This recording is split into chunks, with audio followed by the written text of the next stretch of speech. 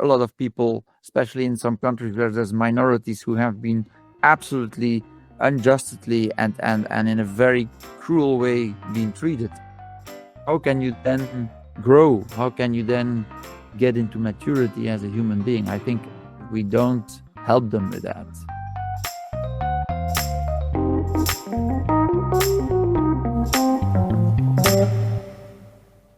Good morning, Alain. Good morning, Isabel. How are you today? This is already a very philosophical question, of course. You could answer with the typical "I'm fine," and you, and then we go on to the next question. Let me answer a little bit less superficial, but I will not elaborate on it too long. Maybe it will come back later in the conversation. How am I today? As the universal energy or the Tao that I am, I'm always fine, because in that deeper level, there is no opposition, there's nothing wrong, everything is fine. As what I then say, we are all connected from the wholeness. There's a lot of philosophy around that. And we are energy that has been materialized. And as a human being, so in my divine self, I am fine. In my human being, what I then call from the Tao, where we all come from, we're all cupcakes. As a cupcake, so as a human being, I am quite okay also today. And so I feel I slept well, and I had a good coffee. You're a very kind person. I'm looking forward to do this podcast. So also on that level, I could say I'm fine. Thank you. My pleasure. It's funny that you compare the human being with a cupcake, but we might get back to that. Yeah. It's very nice that you answer the question on a deeper level, because I think it's true that one of the issues that we see today in the world, the polarization, is because we don't dare to say anymore how we really feel. We keep everything at a very superficial level, and people don't take the time maybe also to listen to how people really feel, and definitely don't dare always to say. There's not always the room nor the psychological safety to say how they really feel. But the reason why I ask it specifically, and I'm happy that you elaborated already a little bit on that, you have a disease which is not visible, which is diabetes type 1, if I'm not mistaken. Yeah. And you have it for a very long time. Mm-hmm. And I've read several interviews with you where you say, well, because it's not visible, people don't know it, so they can't take it into consideration. How important is self-care for you? Well, obviously it's hugely important. The thing of the type 1 diabetes or the juvenile diabetes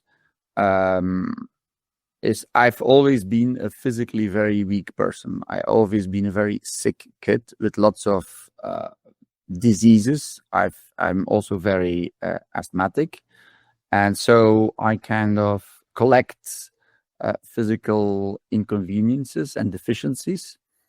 And the cherry on the cake was then the juvenile diabetes. I was lucky to get it. I have it now for 16 years. So I got it at the older age.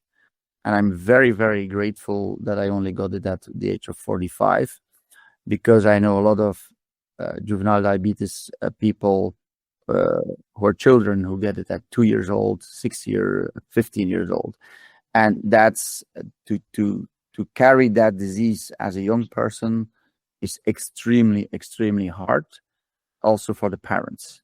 So, but still, I got it at a late age. So it's luck with bad luck to get it so old. But it has been a life-changing disease. It took 50% of my energy.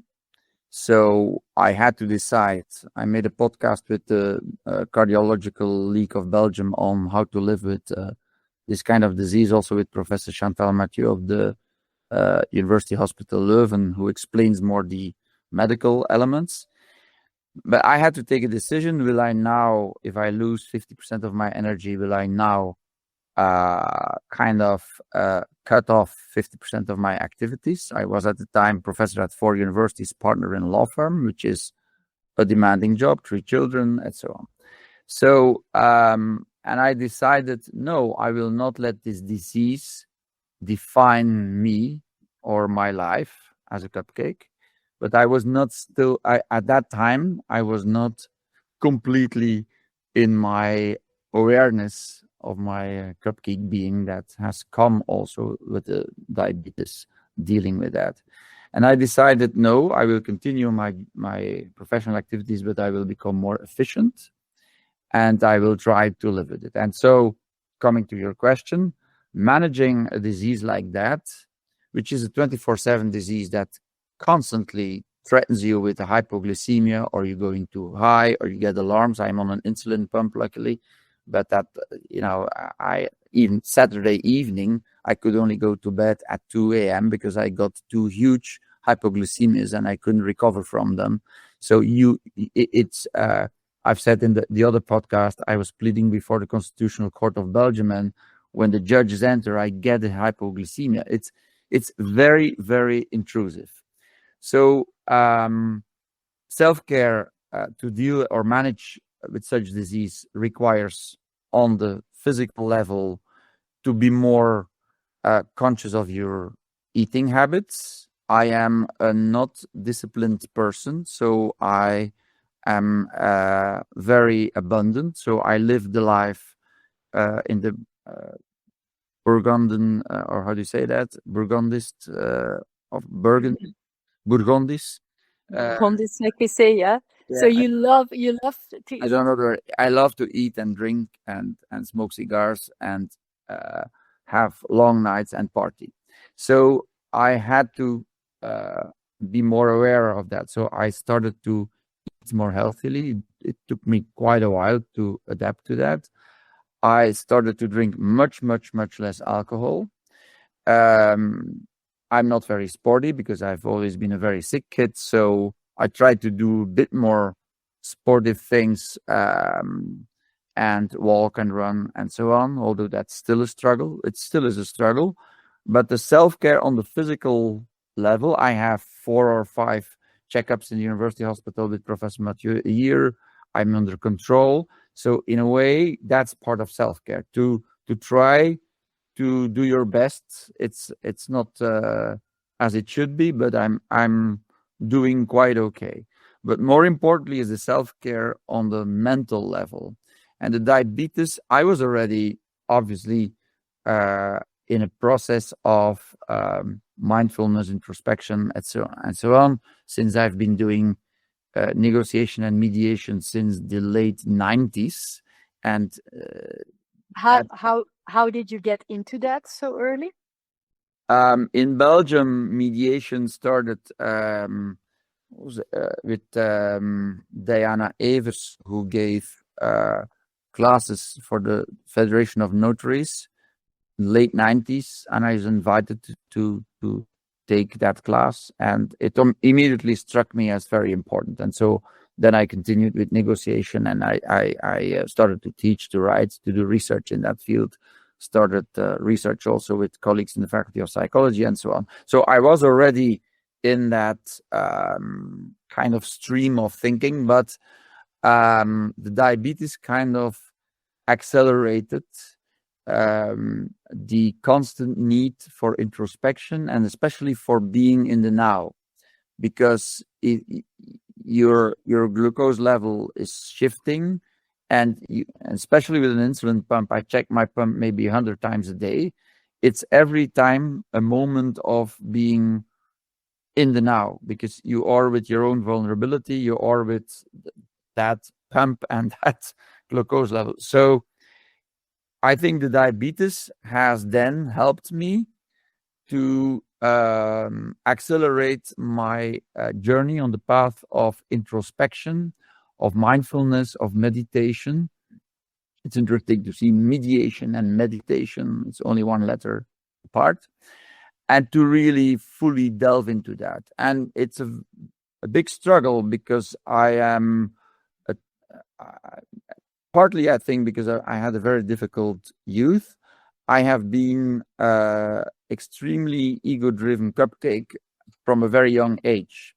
And so my journey has been, and as a cupcake, as a human being who's ambitious and who's ego-driven, you are unconscious. As all our society is living the unconscious rat race. It's interesting to see from all species that are unconscious, human beings originated and became conscious. We have consciousness, but in our way of living and the rat race we are engaged in since, I think, the more brutal capitalism took over in 1500 with the Renaissance and with the colonialism. I think since then we have been building this rat race and we have become collectively unconscious. So we are unconscious, conscious human beings and or cupcakes. And because the cupcake is really important because it reminds you that you're part of the same dough. We think we are all individual human beings, but we are all connected. And that's, read or looking at YouTube clips of the famous quantum physicist David Bohm. It's phenomenal how he explains the wholeness and the connectedness.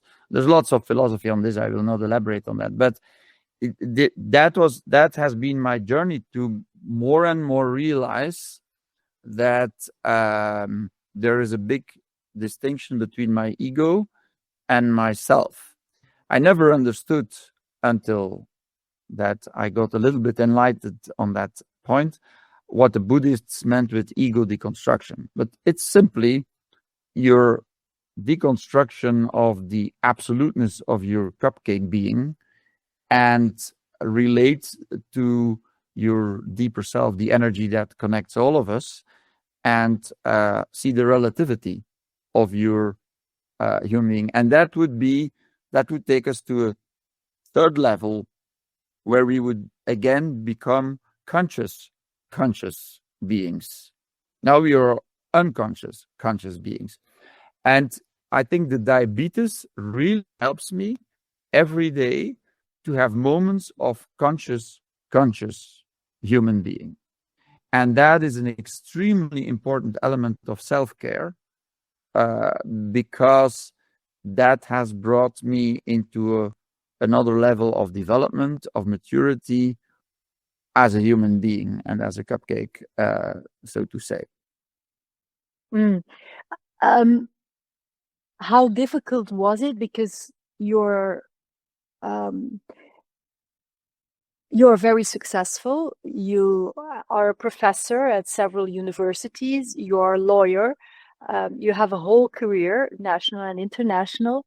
How difficult was it because you're very open about your story and your vulnerability around it? Was it like a taboo in the beginning? And has it been a process, an ongoing process of being more and more open about it? Or did you decide from one day to another, I'm just going to tell it all and I'm going to say how this affects my life and how the introspection, which is for me also a very important part of my care principles. How did you get into it? Was it like from one day to another, like your illness, or has it been a constant process? On the openness of diseases and vulnerability or weakness, that has not been a process. That's just who I am, and that's a decision that I've always felt I will show my weakness, but it's a tricky thing, and it's a little bit self-deceiving because as I am, I always have been a very sick kid, so I have not many talents. there's many things that my friends can do that I admire, and I've from a very young age decided I will not compete there because I will always lose. And so I could show my weakness and vulnerability on these levels very easily. There was only one thing where I had a talent, and that was some intelligence. And there my ego has been very much into competition and proving myself. And there I would not show weakness, and there I would not be able to deal with vulnerability. So in a way, it's very easy to say, oh, look, I can show my vulnerabilities. Well, yes, I could do that because I knew I'm like the last one in the row anyhow. So why beat that? But on the one thing that I knew I may be the first one in the row, I was absolutely not able or honest or open or transparent to show weakness. And that is still a struggle today. So if I introspect and look at myself and my emotions and my reactions, and I try from the deeper self to look at them as an observer, and okay, you're a human being and you have all these things. Honestly, there I don't show vulnerability, and it's still very hard. So, and then it becomes, even if you start to think about it, it becomes even an ego-driven thing to show vulnerability, because then people admire you. As a professor, I'm very open with my diabetes, and students come to me and say, thank you, it helps me. Well, that's, in a way, is good for my ego because they are grateful. So when you think about it and you're honest with yourself, I think we are, well, I try not to kid myself. I try to look at myself very honestly, and then I see lots of things that are not so commendable or laudable. And then at the same time I say, but that's okay because you're a human being and you just have all these deficiencies. And I think, so in that sense, that was not a journey. That was simple, smart strategic choice, I think. And the other thing of to become aware of how my ego and proving myself intellectually, and how the life you live, and you attach yourself to many things of status, of materialistic goods, obviously also your dear ones. There's a lot of things we are attached to, and how these attachments determine how we feel and how they determine our moods. That has been a process, the process of becoming aware of the deeper self, of the deeper levels, being energy or part of the same Tao as everyone, the wholeness, the connectedness, and then see how that relates to being a cupcake and what it means to deal with that, and how you kind of create your own illusion and all your stories, and how you have to try to be grateful for these stories and still not have these stories let determine you. All of that's a process, and that has come, to be honest, pretty late. I think although in theory and rationally a lot of these things were present and were helped since the late 90s with my work in negotiation and mediation, and I could like a parrot say these things. And I feel like I studied also philosophy, and I was great at it, but I think I was a parrot philosophy student. Universities reward parrots. If you are good at studying and you can explain it well and you're eloquent, you get high grades. And of course, I'm not stupid. I was a little bit more than a parrot, but still, I think only the last 5 years I have felt it, or I am going in a process, in a struggle, where I really feel it, or where I really think I'm becoming more and more aware of that connectedness. And it still is a struggle, and it will always be a struggle. And I will always have to, do these steps, like look at my emotions, my reactions, say, okay, you're just a human being, then accept it's fine, then bring it to the here and now. In the here and now, say, okay, now I am here. I try to be faithful to myself. I am bigger than this. I'm connected with the energy, and then let myself come out and be calm and quiet and happy. That's a process that with my insulin pump, I kind of repeat, try to do multiple times a day, but it's a process that still is not automatic for me. I'm still very much an ego-driven cupcake who has to constantly remind himself that he's just a cupcake, and so it's a constant struggle. But at least I think I'm aware of it, and I'm trying. I do a lot of compassionate meditation, and so compassionate meditation to yourself, but also be kind to yourself. And I try. It's not easy. People that hurt me or that insulted me or that kind of had not a good impact on me. Let's not talk about their intentions. Their intentions may have been okay, but the impact on me was bad. Then to do compassionate meditation, to send positive, compassionate energy to these people and kind. I try to do that. It's not so easy. It's also a struggle. But so in that sense, that second, your question was, is it a decision right away, or is it a process? So for that aspect, it has been a huge process, a huge journey, and it's only since 5 years that there's been a real deep evolution there. And I think I've always said to my children when I was away for conferences, and they were kind of worried when they were little, don't worry, I will die in February 2061. And that would be at my 97. And so, I don't know, I said I had a vision. I may have dreamt that, but I said it to the children to calm them, and they didn't believe me, and still they felt it was reassuring. And so in that sense, I still think that's probably because I need so much time to really finish my journey and my struggle, because I was so ego-driven cupcake, and I need so much time to get somewhere. So I'm only 5 years down the road. It's clear that I need many more years, and so I certainly need these extra 37 years to get anywhere, if I will get anywhere, hopefully by then. I think we are all on that journey, and it's a journey that I think we all make with baby steps. Maybe some people can do it faster and are more built for that mentally and physically to do it faster.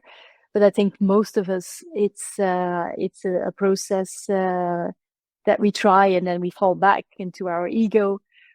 But I can imagine, and I haven't been to university, Alain. So for me, university, it's a world I've only gotten to know through my daughters. One of my daughters is studying physics at KU Leuven, so she's in the city where you also teach, and the other daughter is studying economics in Ghent. So I only got to know universities through my daughters and through my first book, Does Your Brand Care? Building a Better World Through the Care Principles, in which a professor at the university in Amsterdam, Vrije Universiteit Amsterdam, discovered my book and asked me to teach with my methodology. And so since then, I've been teaching here and there at some universities in Belgium and in the Netherlands. But it's a complete new world to me, as I didn't study at a university. And it seems to me, and I can be very biased at this, but it seems to me that it's a world where there's a lot, mainly ego-driven cupcakes, and not soul-searching, meditating professors, at least I also think on the student side, but at least also on the professor side. So how do they look at you? Do you have any idea how they look at you, or is that something that you don't care about? Well, we all care about how other people look and feel about us. We all are craving for acknowledgement. That's clear. I think I have people who like me, and I have people who really hate me. Um, you're absolutely right. University is a product of a society that is in a rat race, and that is dominated by the capitalistic growth model. I've been writing a lot about that. I had a research chair at Stellenbosch University this summer, and I'm finishing a book on study for a dialogue on the foundations of inheritance law and inheritance taxation. I gave an inaugural lecture on that. You can find it on my LinkedIn and on YouTube in English, so people who would be interested in that. And I'm finishing the book on that. It's a book in Dutch, and I will write a shorter version in the Stellenbosch Law Review in English. But in that text also, and I've been thinking about this a lot. If you think about foundations of inheritance law, you immediately are thinking about foundations of the social contract and of how we organize. And it's clear that our society is running kind of towards a cliff. The planet is being destroyed. There's a huge concentration of wealth and power, huge inequalities, huge poverty. Ecologically, it's a disaster. There's lots of huge conflicts, and there's other interpretations that say poverty is declining and the conflicts are much less. That can all be true, but I don't think we can ignore or deny that there's a huge concentration of power and that the planet is going downwards. So I kind of think about that, and I also try to come up with ideas and suggestions. I've said after the Harvard-Trump issues I've been in, I will be more doubting. I should be less sure. I should be more questioning, but doubt nuances. So that's what I'm trying to do. And that's also what I will do in the last 8 years of my professorship at KU Leuven. Yet, how do they look at me? I have been successful as a professor and as a lawyer. So there are certainly people who are a bit jealous or feel like, and I'm not maybe I should have been more modest. I'm a bit flamboyant. I'm a bit, and people, especially in Flanders, don't like you to, maybe some people feel I show off too much. I understand all of that. I think it's all part of, the cupcake reality, and I'm part of that too. And so I apologize to all of those that I have maybe a bit making feel uncomfortable, or that I was too not enough sensitive to how they feel. So in that sense, I can understand that several people don't like me. Obviously, there's a lot of people who like my creativity. I'm one of the only ones who's done a lot of things in law and psychology. I've combined family property law with family dynamics, negotiation, mediation. I've been teaching all aspects of private law, contract law, property law. So I think I did well. I'm a successful cupcake, and some people will applaud me for that, and other people will be very critical, and that is all fine. The thing is, what you feel about university is absolutely true. We are a product of a society where everything is focused on business model like linear growth, where it is always has to be more, and quantity seems to be more important than quality. You could, I have a lot of publications, a lot of quantity. Question how much quality is in there. I hope there is some quality in there. I try that. But there's this drive, the publish or perish and all that, and the projects. And so universities are part of this system, bureaucratic system, where there's more people who control than people who create or do. Also we see that at governments, we see it in companies, we see it at universities. Controlling, regulating, and we certainly are not a place where free-floating research and all kind of opinions and views, the viewpoint diversity of Trump. There is certainly not enough viewpoint diversity at universities, and at the same time, I think I did a TEDx talk in 2021 calling for universities to be more open space for dialogue, safe, non-safe space. I connected then with the then rector Luxels, based on that TEDx talk. Could we do something? Would you support, creating a dialogue club, not a debate club, but a dialogue club in our university across faculties? He never even answered my email. I did something like that at Tilburg University a couple of times, but it's so that's what I think. My sabbatical has come to an end yesterday. I had a 1-year sabbatical leave, the first one in my 34-year career, and now the second part of my career, which is only 8 years, I will try to be a professor who is even more than I was before, explicit about this search for dialogue, safe, non-safe space, doubt, and I will try to do that. The university itself is a part of a system, and obviously I cannot change the system, but I can, for myself, in what I do, in my classes, my courses, with my students, I think I can try to bring that message. And if some other people do that too, we will together very slowly but gradually change university. And if we change university, we change society. So we have to start somewhere. I am not so ego driven that I think that I would be the one who could change whatever it might be or structurally change. But I think I can change at my own level, in my own backyard. And that's what I will do. We don't know each other. I've read an article, an interview with you in a newspaper, in which you were very outspoken, like you are now in my podcast. And for me, it felt so refreshing.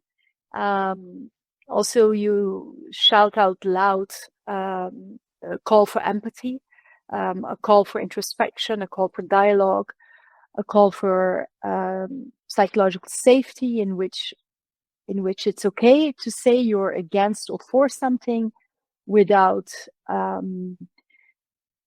being threatened in a physical or a mental way. And it felt so refreshing to me, and it felt so on a very different level, but so in line with my care principles, that I reached out to you, and I was very pleased and very happy that you granted me your time. Why is empathy so important, and why is it so difficult in our society to show it? Well, I think why it is important is obviously that's the only way to connect. And as we are all one, the wholeness, and all connected with each other, connection that we lost, the only way to find back our connection is to try to cultivate empathy. Because empathy is to demonstrate to someone else that you can see their perspective and their concerns and anxieties, that you can see that without necessarily agreeing or without necessarily having sympathy. So I think it's a key skill to connect with people and to feel. Why is it so difficult? Because it's counterintuitive. We are very much caught in our own ego, and our identity has become our ego. That's we are unconscious conscious, and so we have lost the connection with the awareness that we are all connected with each other. We are, all unique and individualistic, and it's all about our individualistic self-development. ego development. And in that, we are constantly, obviously, there's a lot of psychological elements and laws even playing a role there, almost natural laws, like we teach that in negotiation. Whatever you perceive is just a perception, but for us, it's the truth. I look at the world and I see colors and I see shapes and I perceive, I observe, and I think, for me, this is the reality. This is the world. This is the truth.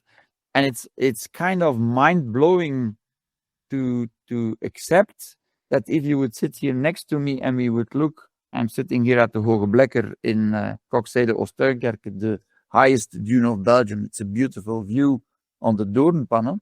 And we would look at that beautiful nature. And I would think that what you see is exactly the same thing, but obviously that's not true. So that is a dramatic human reality we have to accept. There is no absolute reality or truth. There is just what we perceive. And we should realize it's just a perception. But the moment we don't realize it's a perception and we see that as the truth, obviously, because your truth is different, there's a seed for big opposition there and big conflict. Then another element is, as I already referred to, it's the attributional error. Human beings are wired to, we are wired for loss aversion. We don't want to lose something now. That's why there's a lot of, in negotiation, a lot of strategic analysis for that. So you rather take a small profit now, even if it would create a long-term loss, because there's loss aversion. And loss aversion is also related to our failures. We attribute them to external circumstances, to other people. It's their fault. Our successes, that's always our achievement.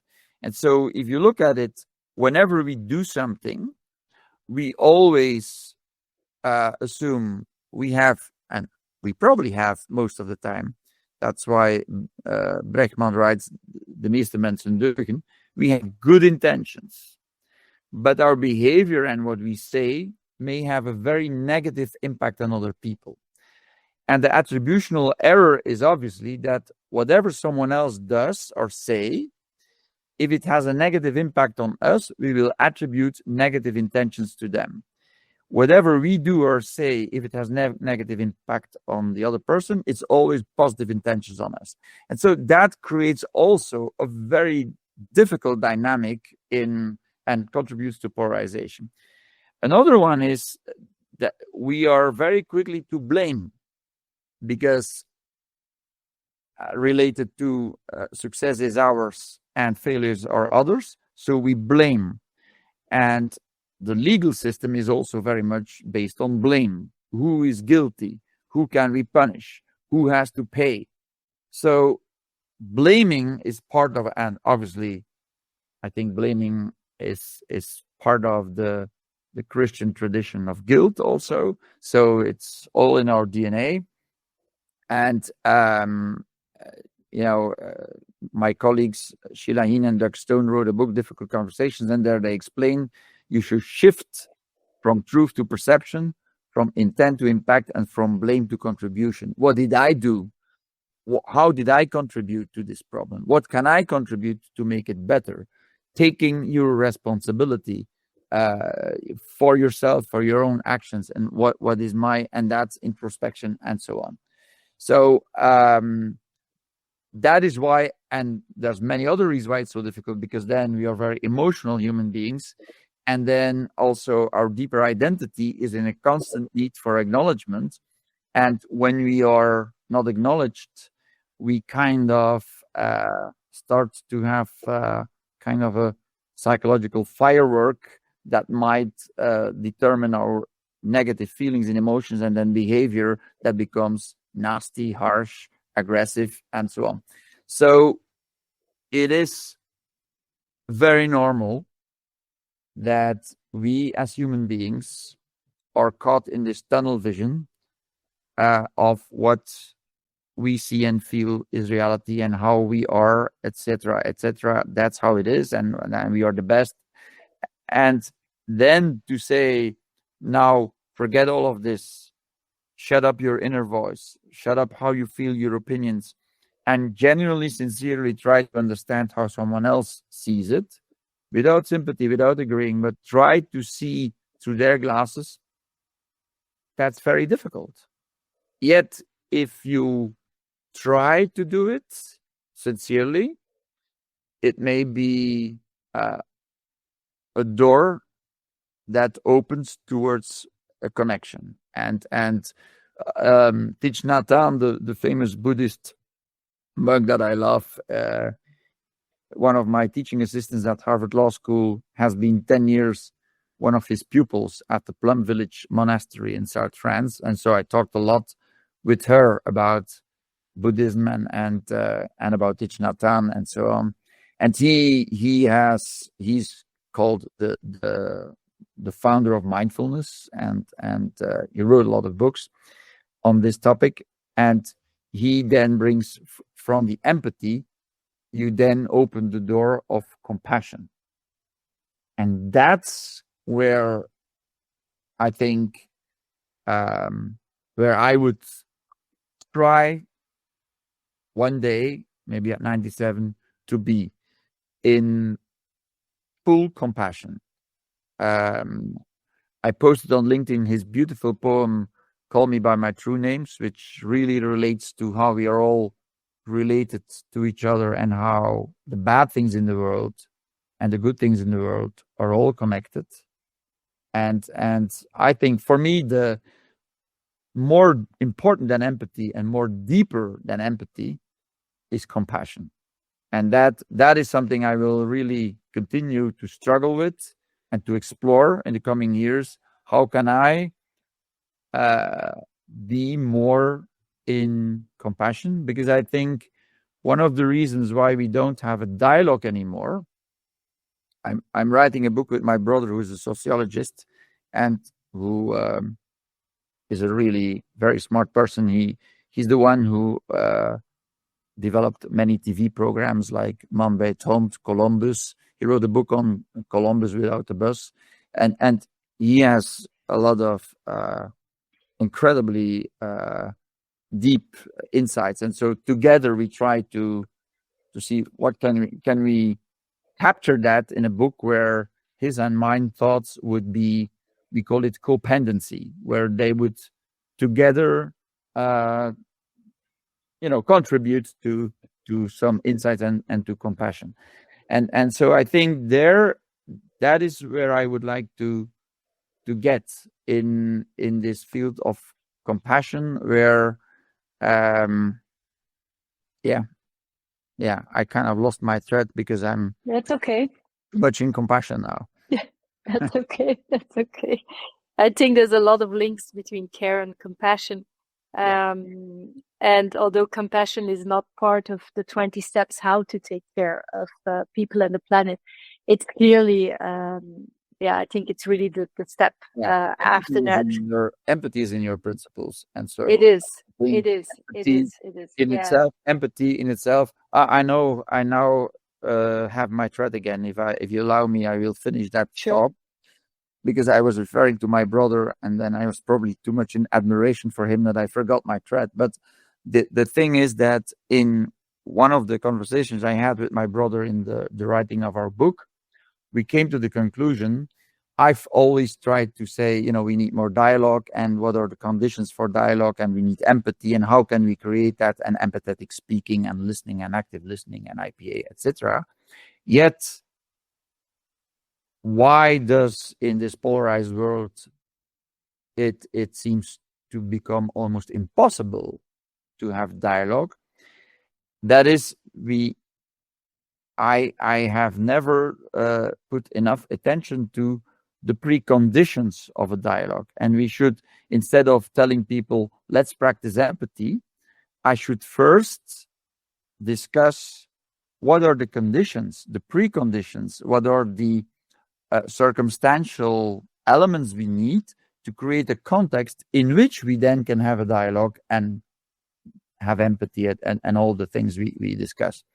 And so, that's what brought me to this what brought us to this idea that it's only when we feel or when we discover together a common ground, some connection, that we then can have a dialogue. And so I'm now exploring, and that's also what I will do at K Leuven, to really make a distinction between how can we create a common ground, and so that would be then the conditions for the safe, non-safe space. And then on the second level, how will we now have a dialogue, and what would be the techniques and the rules and the attitudes we need for that? And I think I've been focusing really much on the second level and forgetting the first level. And if you don't work on the first level, the polarization continues. And so I'm not sure yet, and we are exploring this, but I think this is a thought of how dialogue and that relates really to the if you think about common ground, it relates to the wholeness of David Bohm and the connectedness of Buddhism, and it all comes back to what I started with the deeper level of the energy and the Tao we are all part of. So in that sense, I feel like I it may, for some listeners, it may feel too esoteric, and I admit I'm still struggling to find the best words or formats to express this, but I think it's an important thought. Mm-hmm. One of the things that I learned from one of my mentors, and he's also been last year in my podcast. His name is Matthias Lauwers, and he's a teacher actually, and at high school. And he has this quote that says, "Connect before you correct."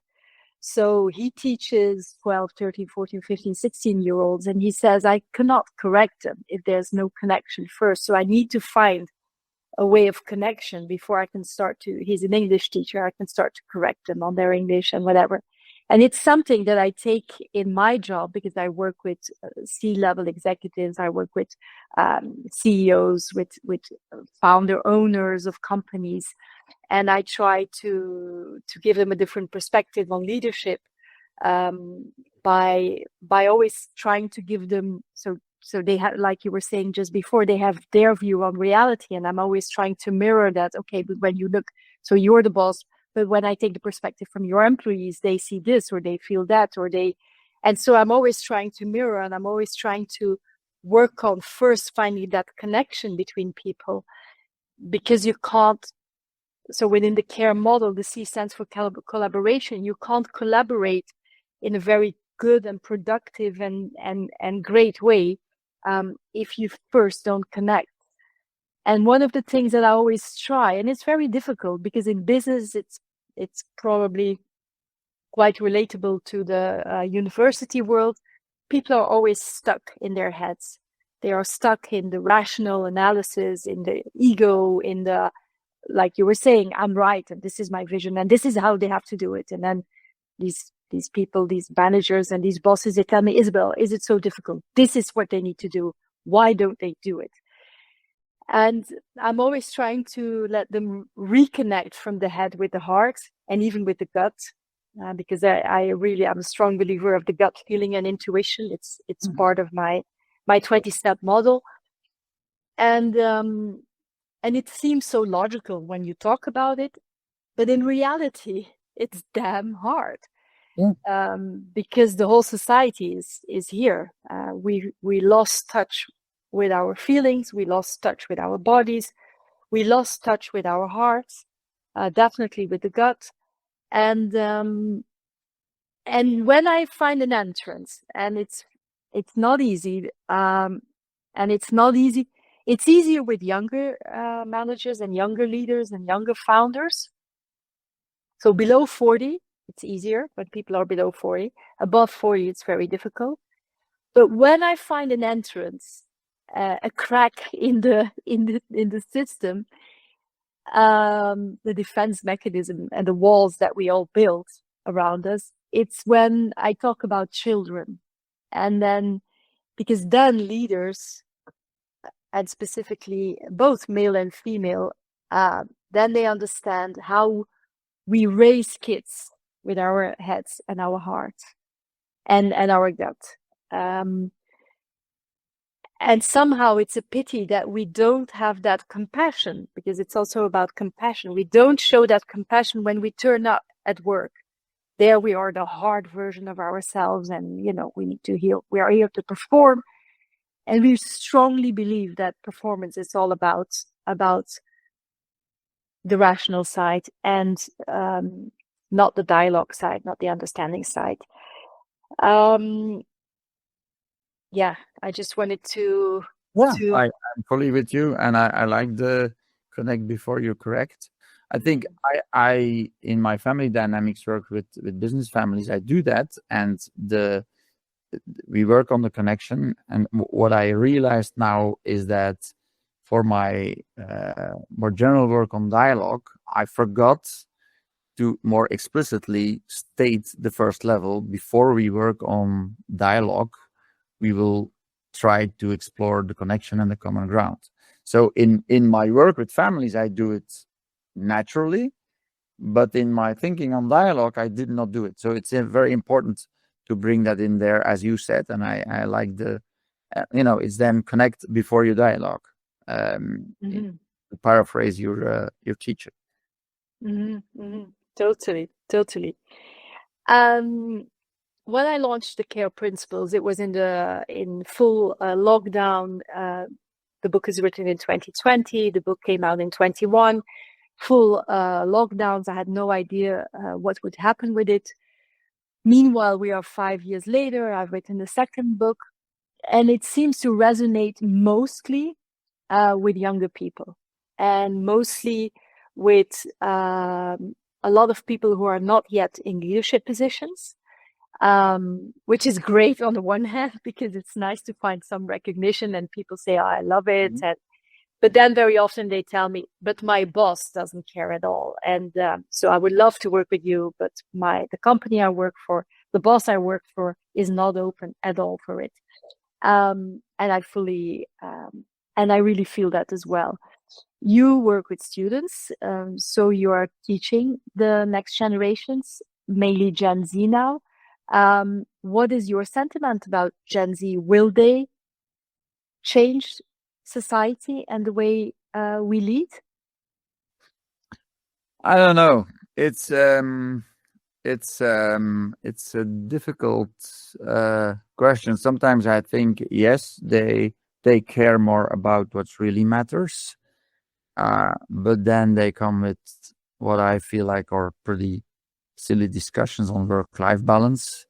For me, work-life balance is really an absurdity, because there's only life balance. If you say work-life balance, it's like you put your work outside your life.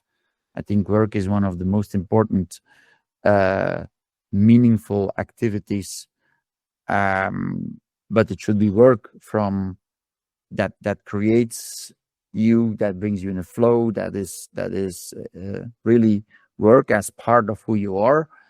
And then work-life balance is a crazy idea. It's when it is labor, in Dutch we could say labeur, hard work, then I can understand that you want to put work outside your life. So we should, I hope they are looking for life balance, where there's a good balance between work and hobbies and family and friends and enjoying whatever people like to enjoy. So sometimes I feel like they are caught in this rat race where they want to make a lot of money and be successful, and at the same time feel like, but I don't want to bring all the sacrifices that the older generation has brought. Of course, they are raised very spoiled. They've always heard that they are fantastic. They've never known poverty. Of course, there are people in Belgium and the Netherlands, and if you look at other countries, of course, there's extreme poverty. I'm not talking about that. I'm talking about a privileged little society in a social welfare state as Belgium and the Netherlands and many European countries. So in a way, they feel like something is wrong. They don't want this, but they want all the goodies of this materialistic world. I sometimes feel. I think some of them may lead the path to enlightenment and conscious human beings. Yeah, there's certainly hope, and I think as a professor, I can only try to stimulate them and encourage them in that in trying to develop themselves as responsible and enjoying human beings. And the lawyers I educate, I try to stimulate them to be ethical lawyers, because lawyers and attorneys is, in terms of ethical behavior, a very problematic profession all over the world.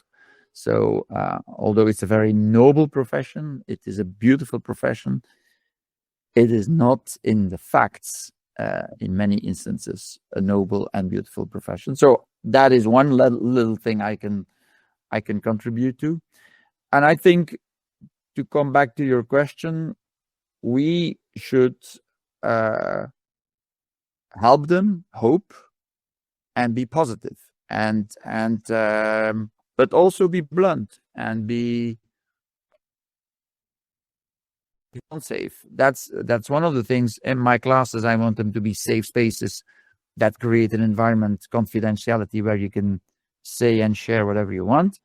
Non-safe, it should be possible to hear things that you don't like to hear. And what I'm absolutely not, let's say,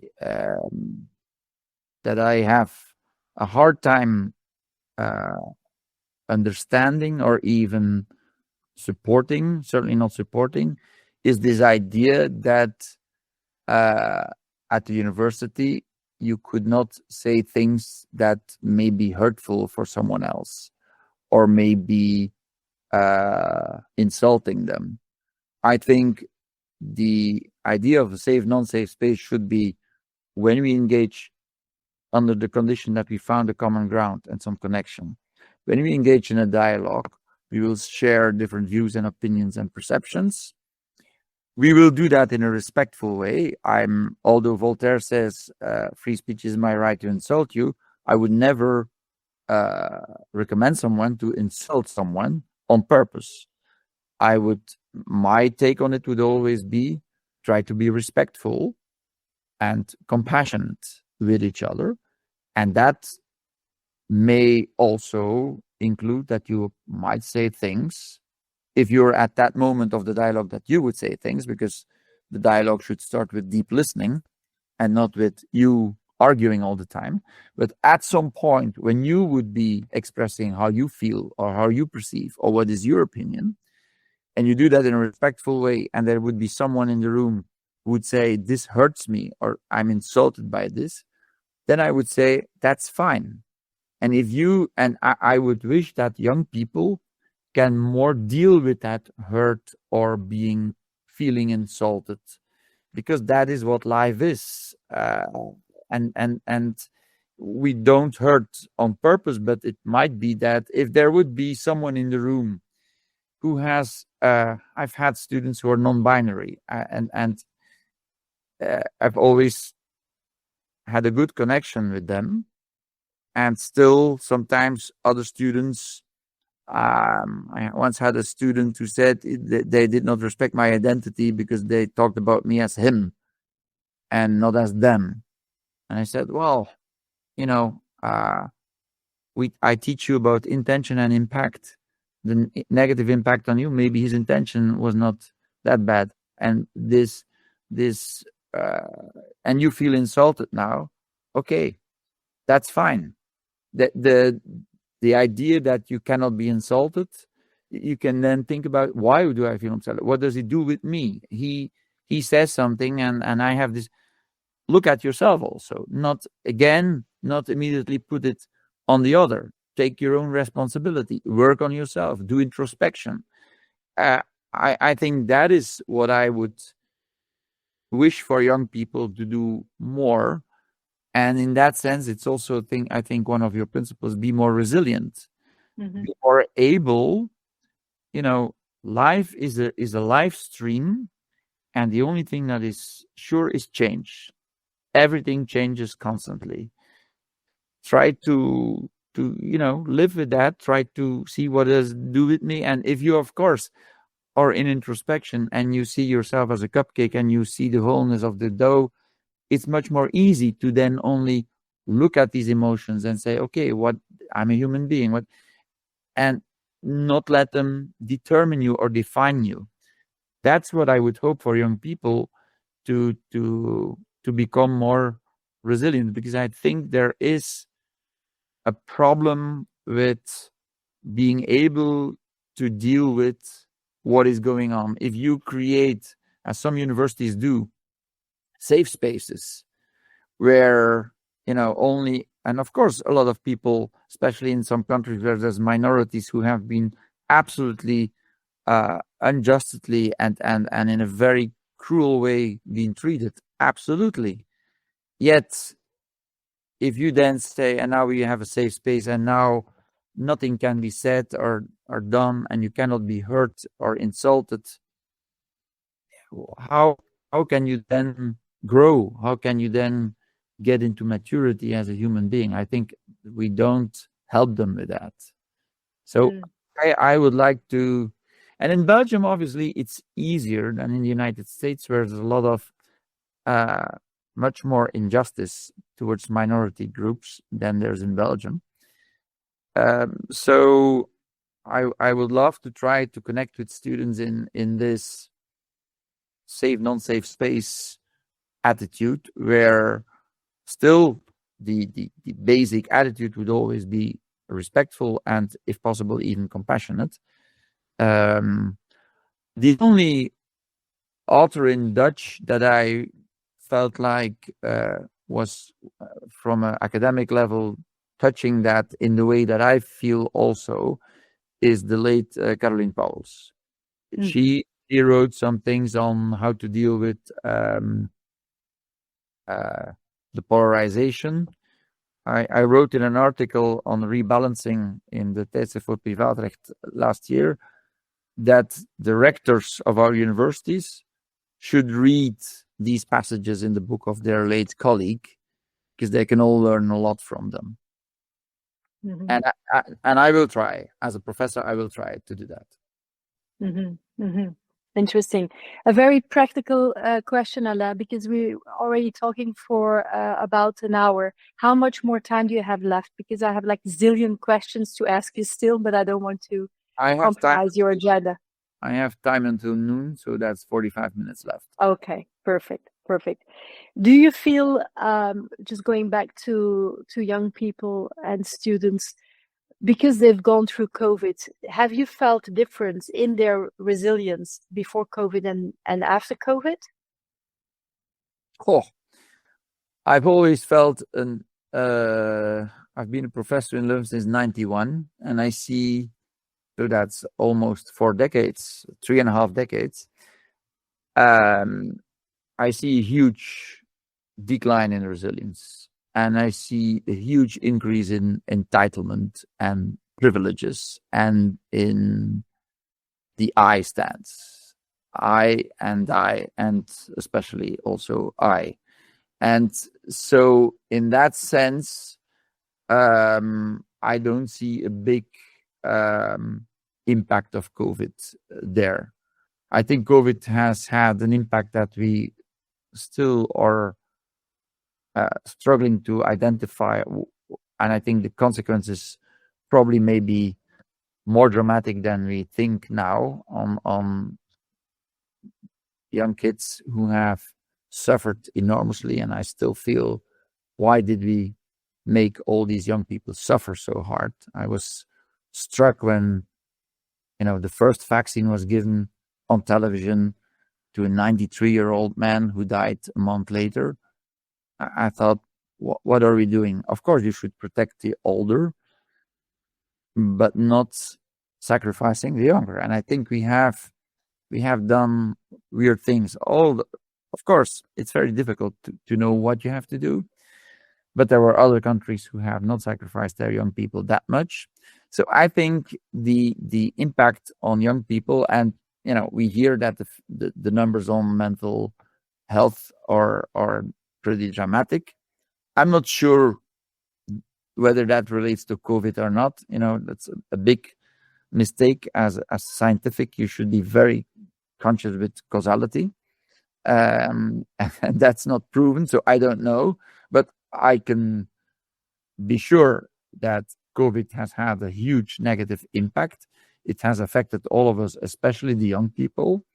It has demonstrated to me how fragile, and that was before the Trump disaster, how fragile democracy is, because I felt very quickly the police state atmosphere with policemen and security people and even neighbors becoming controlling and so nasty, not the nice, beautiful side of humans.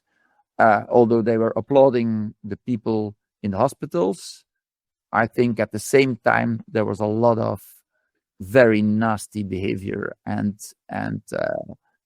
I thought it was frightening.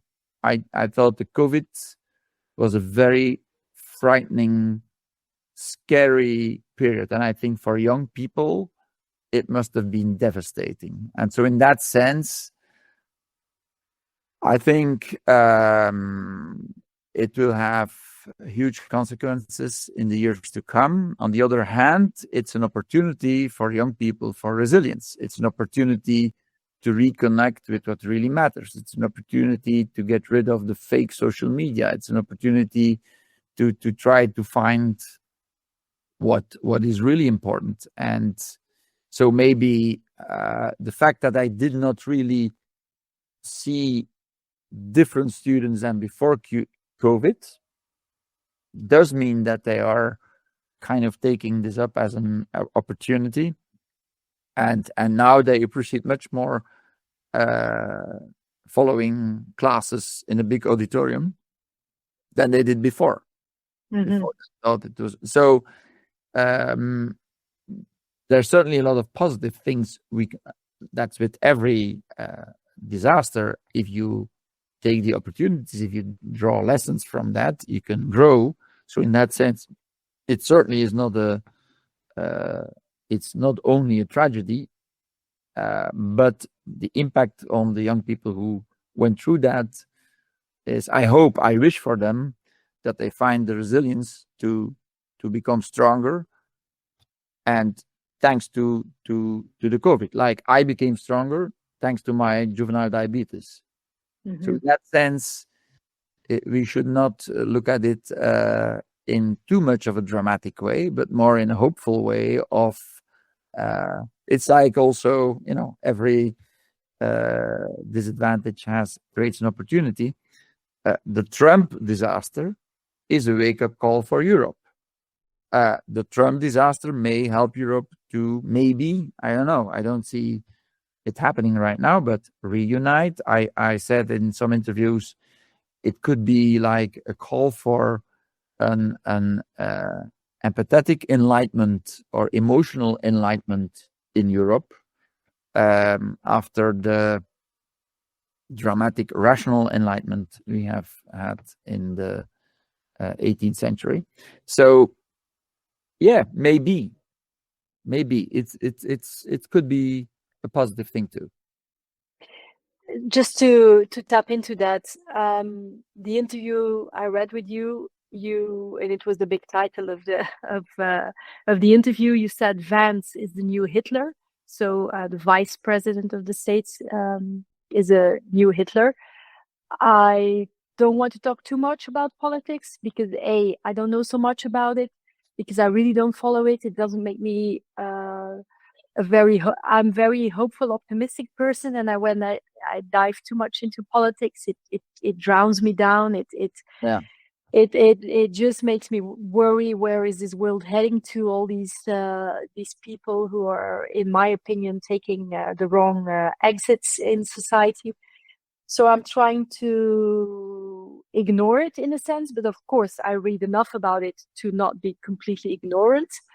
And I feel the same threat about Vance. So if we would think Trump is gonna die soon because he's already of quite a certain age, I would believe.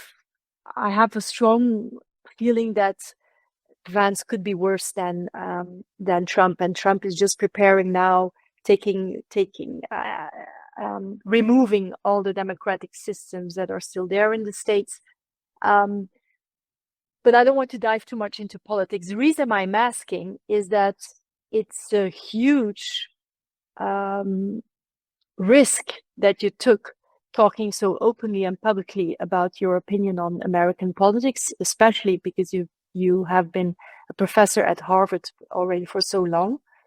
Were you willing to, was it a very conscious decision to be able to lose your job because of that? Because you probably have difficulties now going to the States because of all these public opinions you did about Trump and the current American politics. Yeah. If you allow me, there's a lot to say about this. I will first very briefly answer on the substantive element and then answer on the procedural aspect of why I spoke out. First of all, I very much regret the title in the interview in the Morgan, because obviously I have said that, but in a context. And if you put that as a title, you take it out of context and it becomes, there was an ambassador who sent me an email that he had put my interview on LinkedIn. And he said, very interesting message, also important for diplomats, but the title does not cover the message. And this, he emailed me to say that after 20 minutes, the LinkedIn post was taken away because of hateful speech. I then posted it. It was taken away after 4 hours. And then I posted my post on censorship on LinkedIn. And I've written an opinion with my brother in Doorbraak on how, again, the business model also of media tries to lure us into titles that attract clickbaits. And so the title was not my choice. I approved the text, but as you know, when you give an interview, you never see the title. And so I was really unhappy with that title. The message in itself was a speculative thing about that I say Trump is kind of a smart clown who, in terms of negotiation, is the most crazy example I've ever seen of crazy anchoring. He always reaches for the moon and then he sees where he lands. And it's a strategy. Negotiation psychology has proven how anchoring and priming, these are all biases. Kahneman and Tversky discussed that. There's a lot of research on that. So basically, Trump does apply this in a very extreme way because he has no limits. And in that sense, Trump to me is a bit like a clown, but with impact. Vance is a very smart and frustrated person whom I feel like might be preparing, in year 2 or 3 to take over as vice president, because he will never be able to win the elections if he's not a sitting president. I think in terms of realistically, Republican a candidate like Rubio would be much more successful. And so if Vance does want to become president, he needs to do it from within. And as in the Roman emperor situations, they start to fight each other. And that was a speculative saying on how there might be a Roman emperor fight and where Vance with the dehumanization expressions he has made makes me feel like something that reminds me of Hitler. So that was what I said, and it was put in a title, and I was completely dead. But I think, to come to your real question, why did I speak up and what were the consequences? I think I was dead from the very first interview I gave. I gave an interview with VRT Radio, De Wereld Vandaag. The pre-conversation, I said a lot of things, and they said, "Can we quote you?" I say, "Why do you ask that?" And the journalist said, "Well, you're the first one who would be willing." And I said, "Well, what?" I didn't realize what was going on. I said, "Well, this was 2 p.m. I was going to give a live interview on the radio 5:20 p.m. I said, give me until 4 p.m. I need to talk to some people at Harvard." So at Harvard and in Boston, it was then 8:30 in the morning. I started to call, WhatsApp, email some people. I got several people on the line. They all said the same thing. They all said, I asked them, "What do you think? Should I speak up?" They all said, "We would appreciate you speak up. Yet it is," and this was in the very beginning, for one interview, "it is very likely you may have problems with your visa. And you wouldn't get a visa and not be able to come to teach in January 26th. And they said, "It's your decision. We would appreciate you speak up, but it's your decision. We understand that you don't want to take the consequences." And then I have thought about it.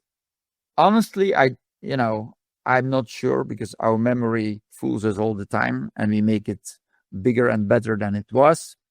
But I used to say that I thought about it for 30 seconds, maybe probably longer. But I said to myself, how can I not speak up? I'm a full professor in Leuven. Okay, I like to teach at Harvard, and I've been doing that since 2007, and it's fantastic, also good for my ego, but it's especially interesting to relate to the students there, to connect and to learn also from my colleagues. And I grow and I develop also. While you teach, you grow yourself. So I thought I would love to go back and I would love to continue my teaching. And at the same time, I am a full professor in Leuven. I am safe. What a coward would I be, I thought, if I would now not say anything because I want to have my visa and go to teach at Harvard and say, "Oh, I'm a Harvard professor. Look at me." How could I look myself into the mirror then? What am I doing there? And so the 30 seconds, that may have been 5 minutes, but it's certainly not longer than 5 minutes. I said, I cannot do that. I cannot be true to myself and have this clown, because I have, he, in lots of interviews, said he has a point. It's not that Trump is only crazy, and he is a wake-up call for, I've said a lot of times at Harvard, they were exaggerating in their radical left woke and safe space and not accepting other views, etc., etc. So in a way, to some extent, I may sometimes even feel some sympathy for Trump, for reframing, for thinking the unthinkable, but I cannot help myself think he's a clown and he's not behaving and he's a dictator and a tyrant and so on. So I say, I cannot have a tyrant make me shut up. What the hell is this?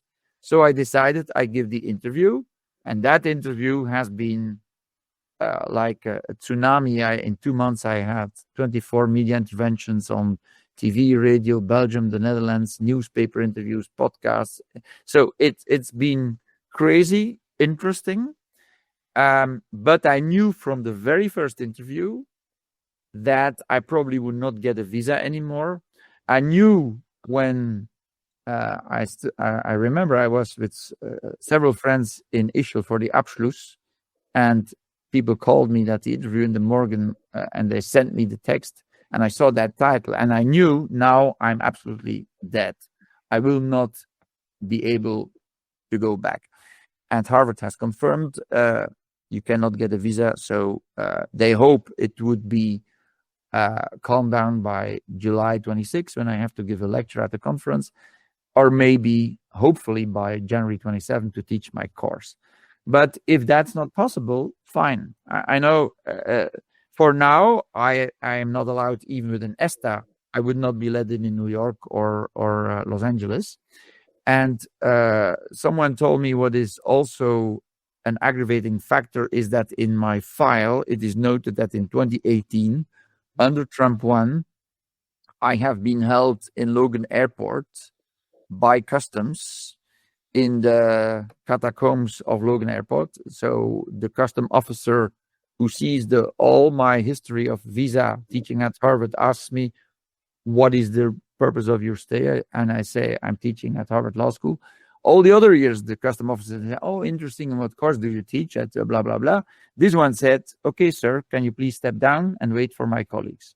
Two big bullies came for me and brought me downstairs in Logan Airport, made me wait among really weird people sitting there, really strange atmosphere for an hour and a half. And then I could go in a little room with a big light, as in the movies, that you can't even see who is sitting there, for an interview that started out very harsh in the sense, what are you doing here? And why would you teach negotiation at Harvard?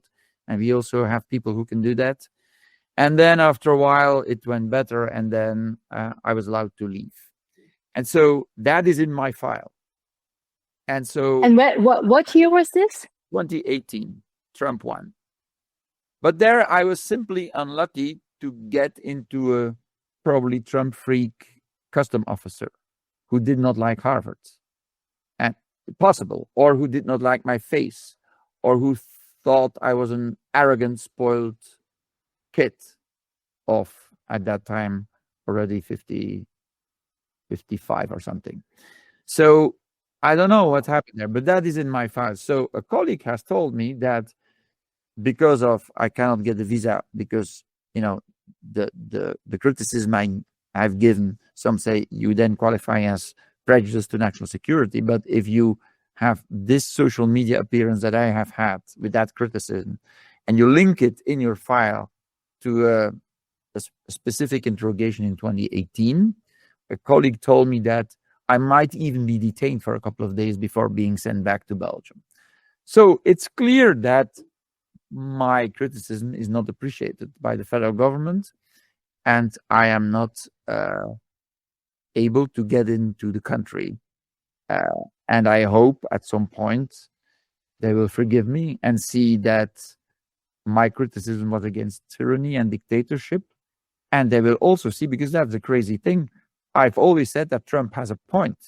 The viewpoint diversity that he is claiming for, if he would mean it, that's the viewpoint diversity I am claiming for, that a university should be a place, an open place, where you can have conservative and very progressive views and together dialogue about that. But obviously the viewpoint diversity that Trump wants is, you know, he says universities have become radical woke because they only allow very radical progressive views.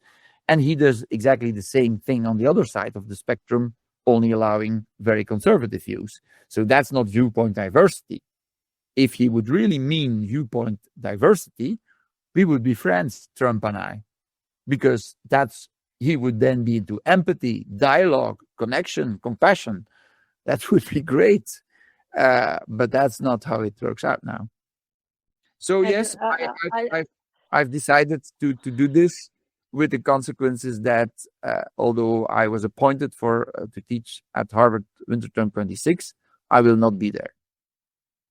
It's impressive. It's impressive on many levels. I find it's impressive on the level of harshness that this case, but also the level of, again, superficial reading of what you're saying, because it's true, I've been watching a lot of interviews and videos on your vision, and it's a vision of nuance. It's a vision of gray instead of black and white. It's a vision of inclusion, and but it's such a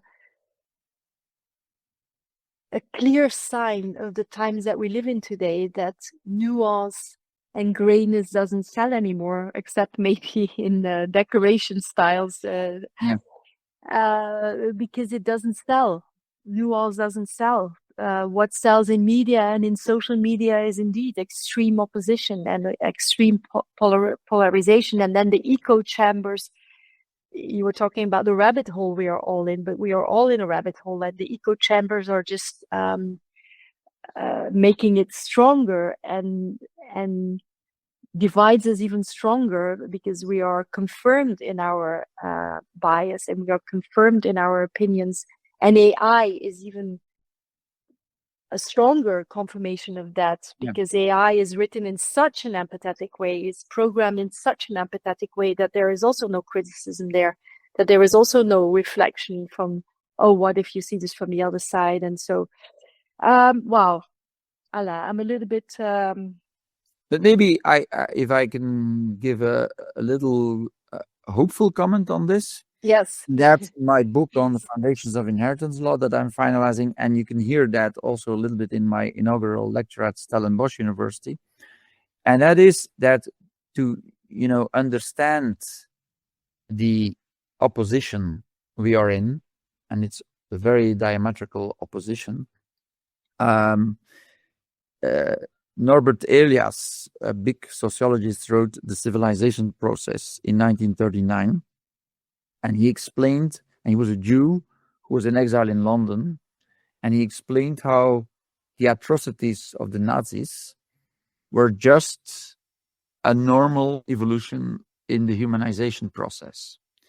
And my brother has in his book built on that, and I'm now building on it in my book, and we will hopefully also elaborate on this in our joint book together, how we are confusing scales.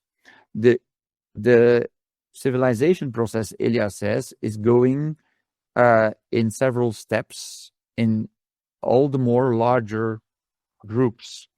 And the human being, the cupcake, has this constant tension between his aggressive, selfish, violent nature and his knowing that only through collaboration as a social animal he can grow and develop. And so every step we take in civilization is defining new rules of etiquette, of politeness, of dealing with each other to manage that tension. But what happens now is that we are in a new scale. The new scale is only a couple of decades with the globalization, the digitalization, and now with AI. And this new scale is so huge that our normal rules of etiquette don't work anymore. And so when that happens, you get brutalities because of the scale confusion. You get atrocities. You get unadapted behavior. And the whole thing is that, and we may, because it's so huge, we may need 50 or 100 years to get to the new global etiquette, to the next level of humanity. And in that sense, like Elias wrote about the Nazi atrocities, a clown like Trump or a narcissist like Putin or whatever crazy people, les malades qui nous gouvernent, as a famous book titles, they are all examples of confusion of scales. And we simply are struggling. And if you look at it from that perspective, it's then you can say, okay, it's not opposition. How can we find, when we look at the larger scale, how can we find composition again? That's the codependency. I don't know how, and we're thinking about this, and we're struggling and elaborating on this, but it's very interesting to look at it from this perspective, because that is also creating what I said in the first level, the preconditions of dialogue. If you collectively would start to recognize its scale confusion, we are struggling, it would help us to find more common ground and to connect and then have a dialogue and then maybe find ways to deal with it. And so in that sense, Trump and all these other crazy guys most of the time, not women, there's a reason for that, or just confusions of scales and brutalities that are a consequence of that.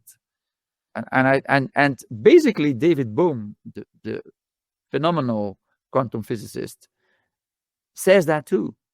And the whole question is, will we human beings be able to deal with that new scale? Or is it just one scale too much and will we explode? And David Bohm says, I'm worried. I'm not sure we will be able to deal with it. And for me, I don't know, but that comes back to what I already said. I can only say for myself what I do as a professor and what I do now in connection with my brother in writing this and in discussing. That's what I can do. And that is a message of hope and trying and struggling. And maybe we will not get there. I don't know. But we can try. And I will continue to try. So that's also to put perspective on the Trump and Putin and all other crazy guys situation and polarization. It's brutality. It's unpoliteness because we're confused and we're not adapted to the new scale. Mm-hmm. Mm-hmm. Yeah, probably. It's maybe too big for me to grasp it, what you're saying now, but for me, what gives me a lot of purpose in my life and hope and optimism is that I'm also trying to do something. I'm trying to preach for care in organizations and companies, because I believe that people need it, and the planet as well. But let's start with people, because the people need it so badly, and so that gives me a lot of purpose. It lets me wake up every morning, and I'm fully convinced that we can all take better care of someone or something, and it just takes a little kindness. It takes a smile a day. It takes a shoulder nod a day. It just takes small acts of kindness to take care of people. And if we would already start to do that, we get into a positive rhythm, because the world looks very scary. What other tips do you have, Alain, to share with the people who are listening and who are watching this? How can we remain positive in this polarized world? Well, I think I already said that. The only way I see is my struggling journey on introspection and on trying to connect. It's connection and compassion. That's exactly what you are doing, and that's what I'm trying. And I would wish for everyone to try that and to start with introspection, to try to find your deeper self, to see that you're connected, you're all part of the same DAO, you're just a cupcake, it's fine. You create your own stories, your illusion. You need that illusion, but it's just an illusion. Don't be too much attached to it. It's important, but it should not define you. These are all very easy things to say in theory, but it's very hard to do. So in that sense, except also that it's a constant struggle. It's it will never be perfect, but in a way we are not here. I think we did not materialize from the energy to have an easy life. We materialized, I think, to realize something, that the stream of life is constantly looking for this externalization, and there must be many things, and we are here maybe with some purpose to work on ourselves, to develop ourselves. I don't know, this is all very esoteric, and I'm not a Buddhist. I love Buddhism, and I'm just a cupcake who is struggling.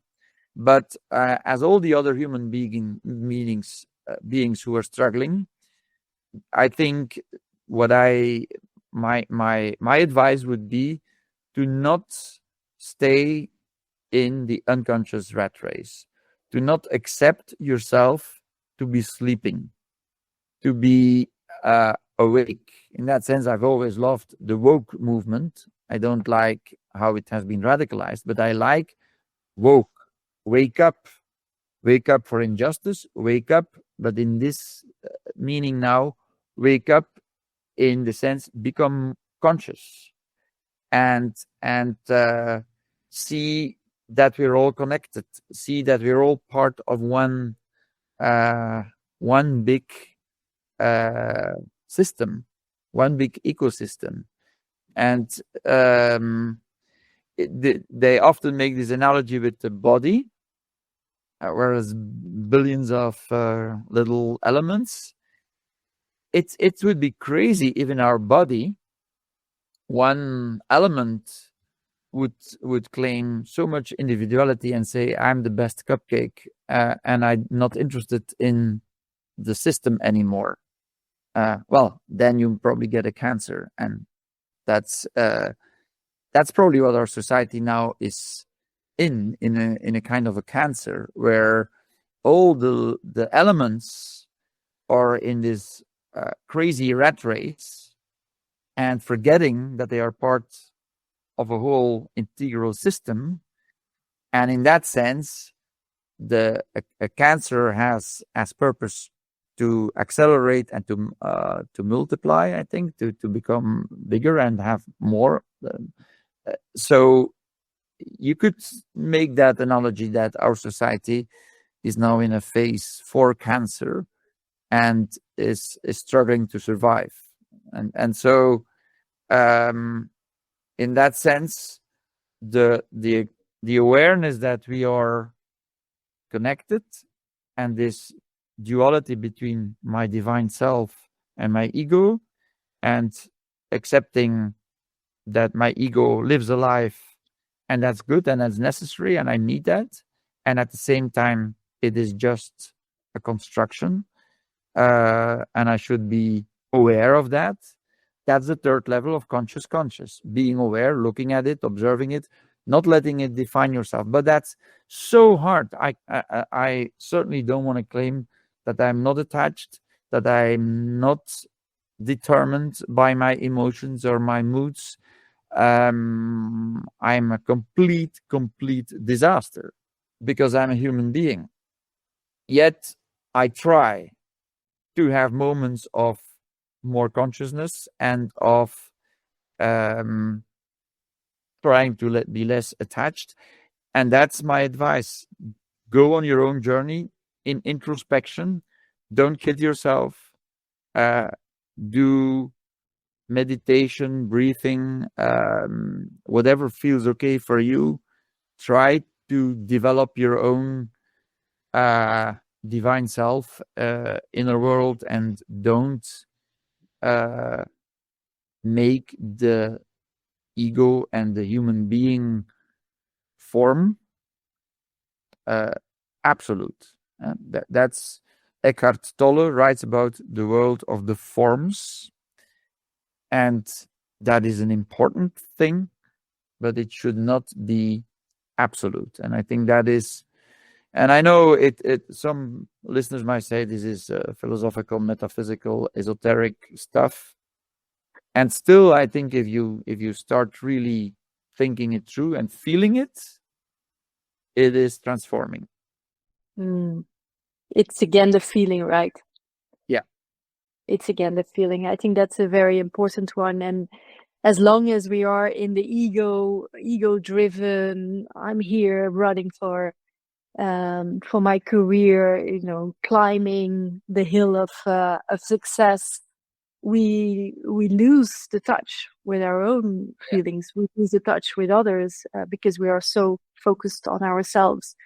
And unfortunately, many leaders today in society, whether it's political, academic, or in business, are those egocentric driven people. And they look at the care principles as soft skills, and they say, oh, that's nothing for our company or for our society or for our university, because it's soft skills, and and maybe our human resources director can deal with that, but it's not The talent partner, and then they Yes. delegate. Yes. As of your care principles, the one that is the most important one for me is introspection, Introspection. and then Okay. maybe intuition, and obviously also empathy. But introspection, there's where it starts. And maybe another thing I would like to add in terms of not advice, but food for thought. When I said about the crazy people, les malades qui nous gouvernent, most of them are male. And one element that I developed also in my inaugural lecture and in my book, and that also goes back to conversations with my brother and his writings, is the year 1500 is really important. The Renaissance and colonialism that started. In 1482, I think, Leonardo da Vinci made this iconic drawing of the Vitruvius Man that was a drawing on an idea of before Christ, even on human as measure of things. And another one had made a drawing. I forgot his name now, but it is in my book. And there, the Vitruvius Man is there's a circle and a square, and the Vitruvius Man is standing in the square like this, but you cannot see on the podcast. And then the circle is larger than the square, and then there's also a man standing more not vertically but diagonally, and that is the balance between the yin and the yang, the male and the female, the linear and the circular. And Leonardo da Vinci, as an iconic drawing for the Renaissance, there the square becomes more important, and the squared man is standing there, and the diagonal is gone. And what the idea, the thing is that since then, our society has evolved only linear, only in the male yin, and has lost the circular female yang. And in a way, my brother says, economy cannot claim the term growth, because growth, natural growth, is linked to the origin and is circular and always has its origin in it. Economic growth that we have seen in capitalism, where brute capitalism is only about accumulation of capital, more, is linear. And so that is what I said when you said, how you feel about universities. I said, you're absolutely right, because they are part, after 500 years, of a capitalistic, linear, male model of more, and not enough circular, female, deeper feeling. It's the ratio normally means relationship, proportion, but ratio in the sense of reason, when you only go in the sense of reason and you forget the being in the emotion, you kind of lose it. If you're only in emotion, you also lose it. That's the balancing. And we lost it because we went all the way to this very male linear model. And so when you on one of the questions you sent me, you said you were considering to be candidate rector, but then you didn't do it. And you supported the female rector. The female one. That also relates to this. I think the university and society needs more female, young, circular approach. And men can do that too. It's about the female circular approach. And so I considered to be candidate because I had a program on rebalancing. I wanted to rebalance university on many levels. And I thought I need to do that to wake up and start a discussion. And there were two candidates, and one of them was a female. And if she would have been, if it would have been only these two candidates, even one of them was a woman, I would certainly have been candidate director against them, because I wanted to then have the discussion with them and maybe even win, although that was not important, but to challenge them. Because I don't support a candidate merely because she is a woman. There was a female candidate that I absolutely did not support and that I would run against. But then came the rector who is now elected. She is a woman. And I said to her, I want to have a talk with you. And in that talk, I will decide if I will run against you or not. And after 10 minutes, I said, I will absolutely not run against you. I'm not a candidate. Because she is a female candidate with a lot of potential and capacities, with a huge research track record. And I thought that, and then at that moment, when there's a valuable female candidate who could bring the circular yang, maybe she will have a hard time, because the system is very tough and harsh, and it's a masculine, male, capitalistic system. So I wish her good luck, but at least she has the potential. And then I thought, and then there's also the symbolism, after 600 years, the University of Leuven could have the first female rector. Then I thought, how crazy ego-driven would I be if I, as a almost 61-year-old man, would run against a 54-year-old woman whom I feel has a lot of potential to bring more circularity in our system. Then I would be completely ego-driven cupcake. So I said, no way that I will be a candidate. It's like the same thing when, with the Trump discussion, how could I, for my ego, shut up to still continue to teach at Harvard? Here, how could I, for my ego, run against someone who could be possibly, I don't know, and I don't want to put all the pressure of the world on her shoulders. She will have to work in a system also, but at least she is a woman with a lot of capacities. And then I thought, then it would be really crazy or to oppose and to run against her. That was the reason, and it has really to do with this deep thought that we need to rebalance into more circularity after 500 years of going only in one direction. It's really, really time to rebalance on that level. Yeah, I fully agree. I don't know her. I read an interview with her, and I also felt that she has for me, because I didn't know the circular and linear theory, but for me, it's about the energy. It's not about the gender. It's about the energy, because I meet a lot of men with enough female energy that they are balanced in their energies.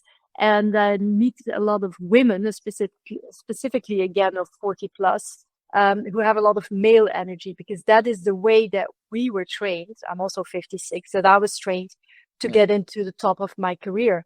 It's through male energy. And so finding people that balance both is actually what we need to change the future. Right. You're absolutely right. That's it. But of course, I was also caught in the symbolism of 600 years. Of course. I felt like I cannot do this. And she has the good energy, and she's a woman, and she's younger. So all reasons, and I need to do an introspection. Why do I want to be a rector?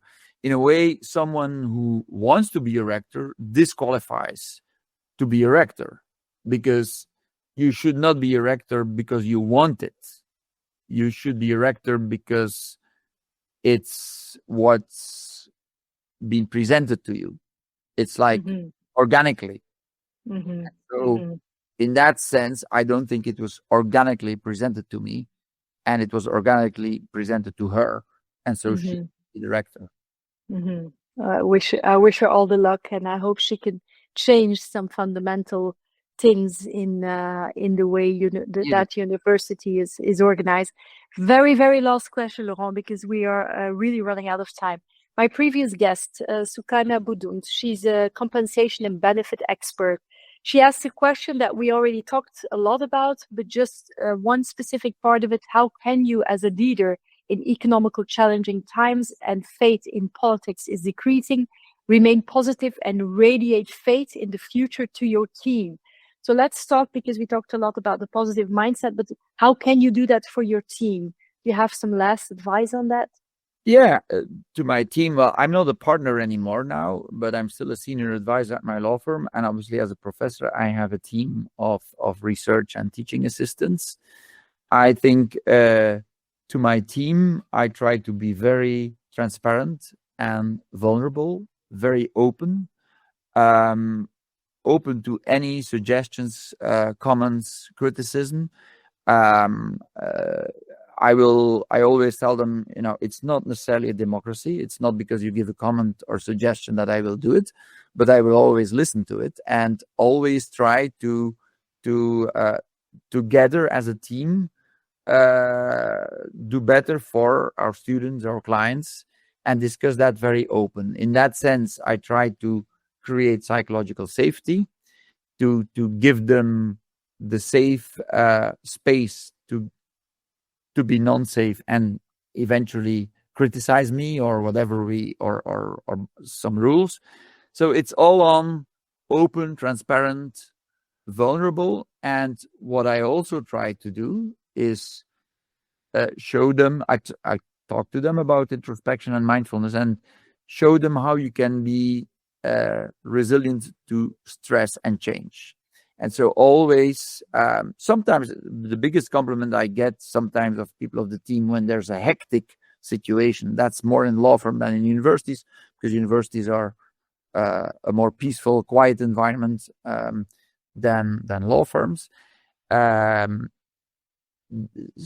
it's that you're so calm as a rock. And that's important, that they feel this calm and quiet and, we are fine. We will get there. Yes, you can. All that kind of positive, but that kind of positivism must be grounded, and it's reliable. I think when they know it's grounded because you're transparent and you show also your own vulnerabilities. So it's a mix that has to do a lot with, I think, transformative or servant leadership, being open, psychological safety. But not necessarily, that doesn't mean, I've had to explain to some, that doesn't mean that I will always agree with you, or that does not mean that I will not hold you accountable for things. It's not a club med or a walk in the park. There, I can be very, and to my students, I always say, I'm very strict in the rules and very mild and compassionate in its application. So, I teach courses, a course on negotiation mediation for 500 students. It's a big organization. There's a full 100% attendance. They have to do a lot of papers. And if they don't do one, they can fail. So when someone has not been present or did not do a paper, they may have to come to me, and then I ask them, okay, what is the reason, what's going on? And if I understand and if I can see they are well-meaning, I say, okay, I forgive you. You can do this or this as a substitute task, but you can continue. And so be strict, hold them accountable, but always mild and compassionate and human.